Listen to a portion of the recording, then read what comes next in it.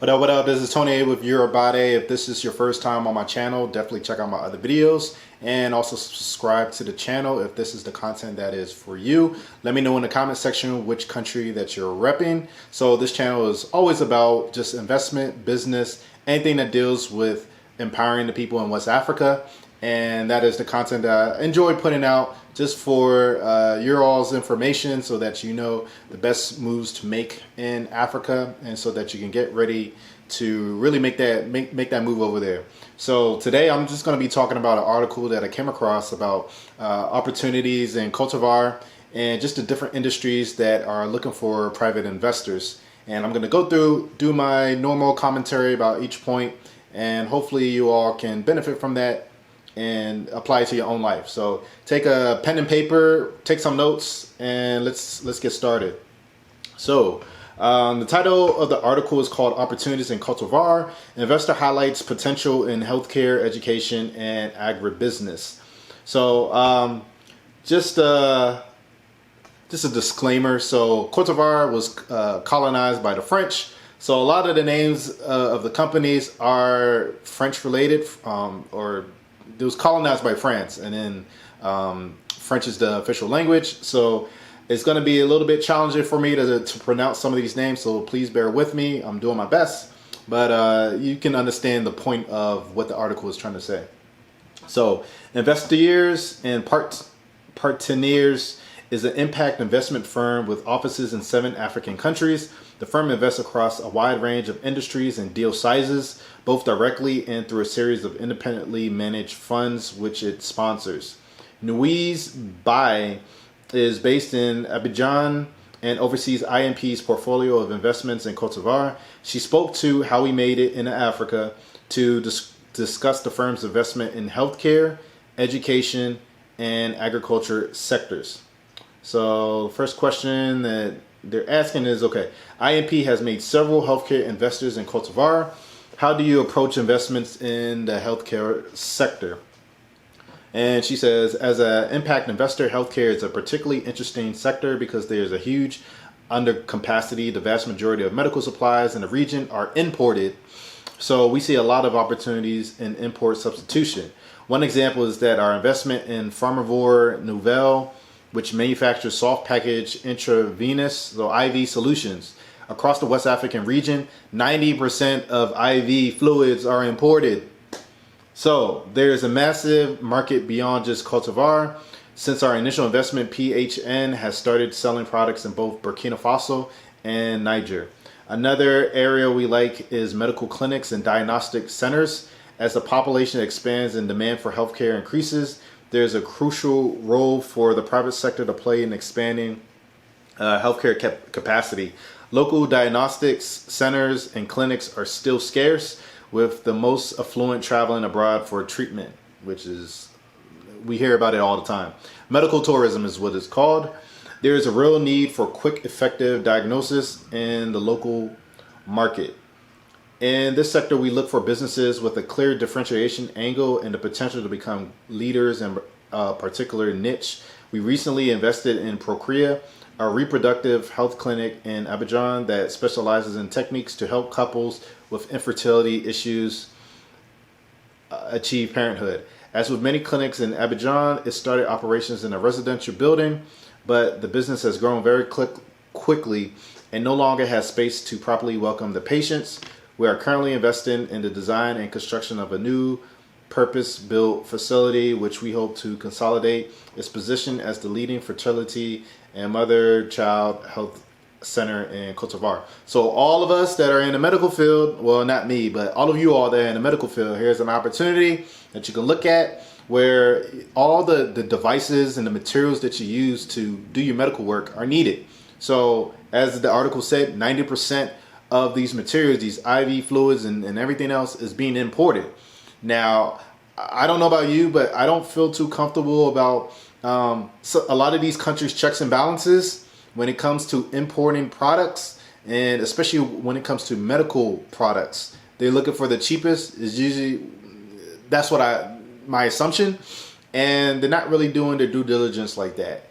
Just from seeing all the systems that they have in place, I doubt that they're really doing what they need to do to make sure that this equipment is satisfactory, is sanitary, and is going to be safe for the people of the country. So this is a huge and very important industry to invest in and really build up, so that we have our own supplies being created for us by us, basically. Let's see. The second question, IMP is also active in Côte d'Ivoire's education sector. Talk about some of your investments and which areas of education offer opportunities for entrepreneurs and business people. Education is another area with a shortfall in capacity and growing demand. Though there is an increasing young population, many of them leave the educational circuit early and with few qualifications. From our employers' view, there is still a huge gap between traditional theoretical training and the needs of businesses. Our investments in the education space are geared towards businesses that focuses their training on a clear market need.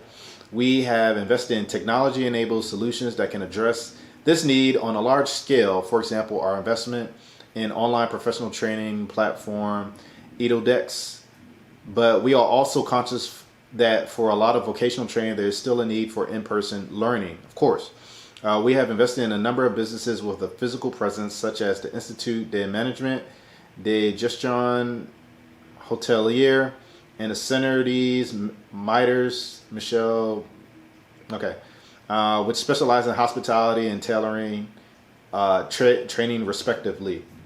So education is really big. Gone are the days of just thinking that what everyone needs to go to school for is to be a doctor, a nurse, engineer, a lawyer. No, you need the blue collar workers. You need the tradesmen in order to have this country, in order to have these countries functioning as best as they can. You need the mechanics. You need training programs. Everyone can't be a doctor. Everyone can't be a lawyer. And this is the biggest problem that I've seen in a lot of West African countries, where the infrastructure is just breaking down because they don't have the right skill labor to keep up with the maintenance. It's unfortunate, but you know what? Today is a new day. Enough of the complaining. This is the opportunity that's there right now. If you have any type of skills or any desire in these areas, hey, this is the opportunity for you to come in. The country is already saying to everyone, like, hey, look, we need some private investors to come in and help us with our education. Yeah, we got the basic curriculum. You can enhance that, or you can start a private school. And this is something I'm actually interested in doing once I get to West Africa, investing in boarding schools, so that just creating a curriculum that's actually beneficial to the people there and is relevant to their experience and to their culture. It ain't going to be European focused. It's going to be focused on that culture. So this is a very important area for investment, because I mean, the children are the future for real. And if we're not taking control of this, then the next generation that's supposed to be looking after us, it ain't gonna be too pretty. So tell us about the untapped opportunities in Côte d'Ivoire's agribusiness sector. Like most sector agnostic investors, we don't invest in primary agriculture, which requires specific capital and expertise that we cannot provide. However, we do see a lot of opportunities to invest along the value chain. In Côte d'Ivoire, crops such as cacao have typically been exported as raw materials and processed elsewhere, but there are opportunities for more value to be captured domestically. An example is Rama Cereal, a business that processes and packages grains and spices such as millet, maize, and ginger for sale to major supermarket chains like Sidia and Carrefour. There are also a lot of opportunities for customers that can address specific inefficiencies throughout the value chain, especially those that contribute to achieve better agricultural yields or assess the quality of products, either raw materials or processed food. Businesses that provide soil analysis, mechanization, irrigation, or sale of agricultural inputs like seeds and fertilizers. One area we are looking at is organic waste. There are growing environmental concerns about the quality of waste generated from large-scale cocoa and cashew farming, and there are several uses of interest from an investment angle, using cocoa byproducts to produce fertilizer, cosmetic products, or combustible fuels. Just want to say one thing. When it comes to, this is why I like agribusiness. It's not just the finished product that you focus on. So like when it comes to cacao, whatever, it's not just chocolate. You also got to think about all the intricate details that goes into making that final product and quality product. So here they're talking about The soil analysis, really important to make sure that you got the right type of soil to grow the best type of product. What else we got? Assessing the quality control. You want to make sure that there's no like dirt or old bugs in the packaging. That matters to, of course, the buyers. They want to buy a good product that has reliable quality standards. So thinking about the whole value chain is very important, and if this is where you can find a lot of opportunities and then scale it. So it's not just going to be regional. It eventually can go into continental and then eventually internationally. So while agribusiness is an important sector for the Ivorian economy, a large proportion of agro-processing businesses operate informally on a small scale. Our strategy is to invest in businesses at an early age, usually through our smaller funds, and bring them to the point where they could be eligible for funds with bigger deal sizes. Larger companies are still of interest, although less common. We haven't yet finalized any large agribusiness investments in Côte d'Ivoire, as we've done in other countries in the region. All right, so what are the biggest difficulties you have when searching for investment opportunities? As an investor targeting deal sizes above £500,000, the biggest difficulty we have is finding companies with reliable financials. They are sufficiently formalized and with a proper, efficient organization. There are companies that are turning over millions of dollars but are not structured in a way that can absorb that amount of capital. They may not have proper accounting structures in place, or they may be keeping different books for the management, the investors, and the tax authorities. Another thing that we look at is the entrepreneur. It is important that they are able to articulate a clear vision and build and lead a structured team. For us to work with a business, we need to be sure the management team is open to change. A lot of SMEs aren't particularly good at recognizing their shortcomings, which is a huge hindrance to growth. So this is something that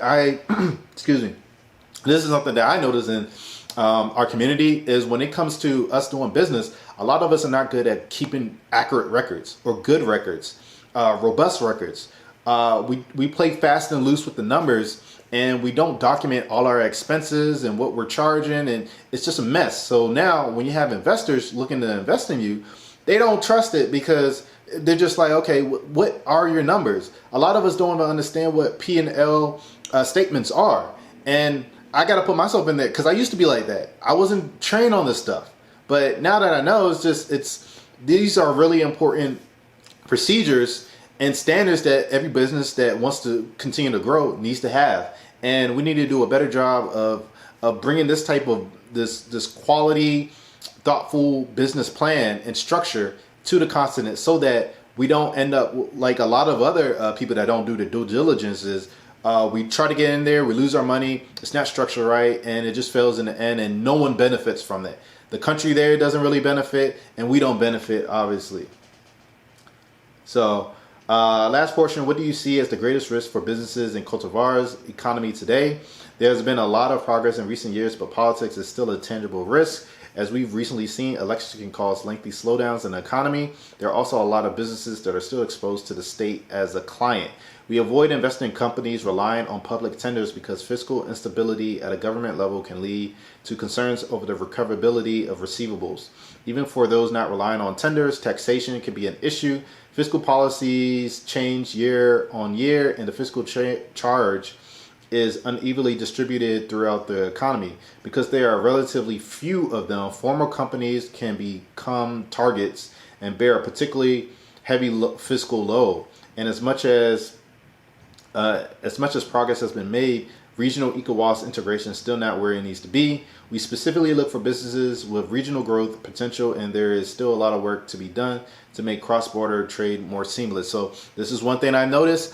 When it comes to taxations, a lot of African countries do not have a structure set up so they can get this tax revenue and invest back into the country. So the legit businesses that do come over, they're now having to carry a lot of the load of the tax burden. Now, this is not attractive to investors, and it's in the country's best interest to fix this. They don't really collect income tax like that. So the money has to go somewhere. The government is not the best. It's not the best entity to generate money. It's just not. you need the private sector in order to come in, invest, and then of course you have the government that's there to regulate so that the people are not being taken advantage of. Everyone needs to work together. You need that private sector to really make a splash in the economy and really to properly trajectory the country upwards in an upwards trend. So I hope this article was beneficial to you, and definitely leave your comments down below if you have your own thoughts. If you tried anything yourself and you're successful at it, or even if you failed, leave it in the comments so we can all learn from it. That's all I got for you. Until the next video, y'all.